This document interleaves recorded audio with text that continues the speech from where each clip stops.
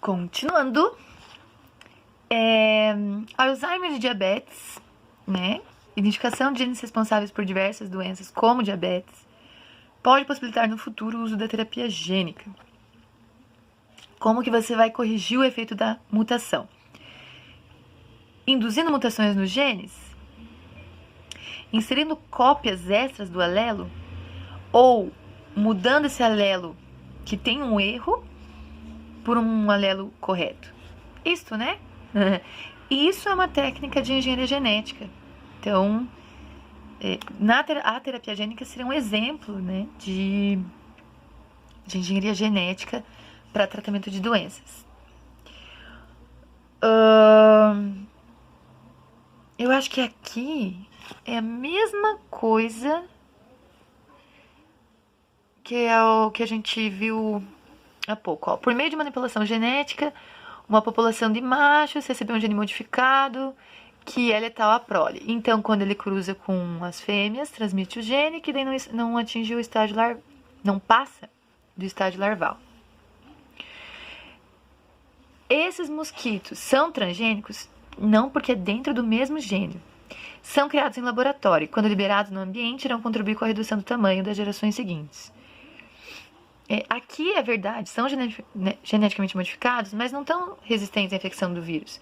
A gente tem que lembrar, o mosquito nem pica, nem tem, né, a infecção viral.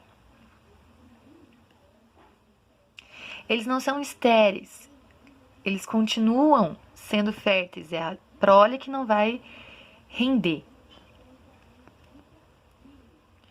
E nada a ver aqui, né, também.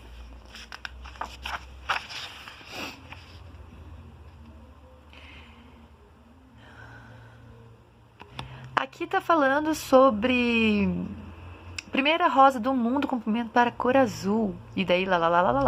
Como se chamam as estruturas mais vistosas e atraentes das flores?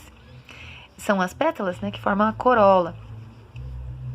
Se ela chama mais atenção, ela tem mais polinização. Qual a relação entre essa técnica recente e aquela empregada para a produção de alimentos transgênicos? É a pegadinha do malandro aí, né? É um transgênico. Aqui tá falando, ó, uma planta transgênica e o grilo, né? Ou o inseto não conseguindo mais ser a praga dessas plantas. Relacionado a isso, o que não faz mal para o homem não fará mal para os insetos. Que tem a ver uma coisa com a outra. As plantas transgênicas são perigosas para a saúde animal. Ninguém sabe. O que não é bom para os insetos pode não ser bom para os homens. Se os insetos experimentarem, o homem poderá experimentar. Pois é. A única que fala alguma coisa com coerência é isso aqui, né? O que não é bom para os insetos pode não ser bom para os homens. A única coisa que a gente tem certeza ainda.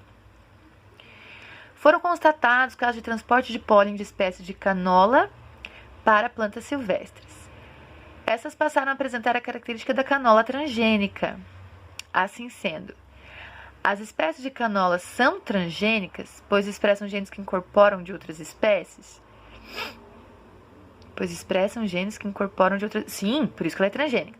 O pólen da canola transgênica transportou material genético para as plantas silvestres? Sim.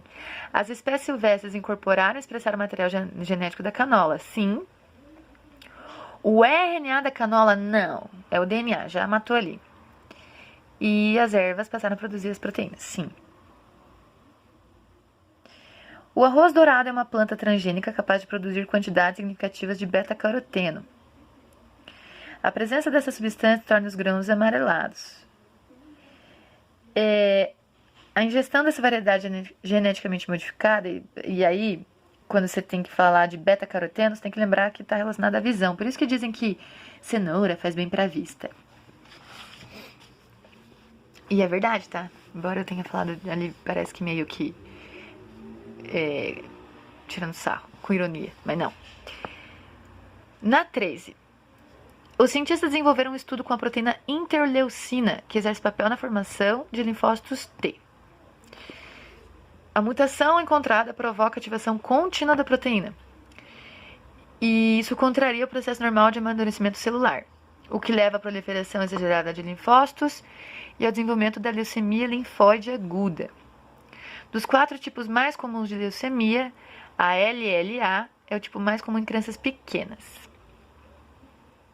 Então vejam só, quando você tem a LLA, é porque você tem um excesso da produção dessa proteína. E aí você tem um amadurecimento, um crescimento exagerado dos linfócitos T. Então, para confirmar a relação entre a mutação e a ocorrência da LA de células T dos linfócitos, né? Os camundongos, ao receberem o gene da proteína humana defeituosa, fiquem doentes e desenvolvam tumores. Se você usa de animais transgênicos tenha contribuído para o conhecimento das diferentes vias de ativação celular envolvidas na proliferação e maturação das células mieloides.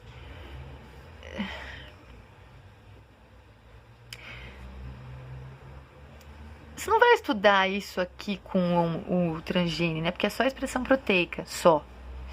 Entre aspas, só. O cultivo celular tem auxiliado na identificação da função da proteína na patogênese de células B.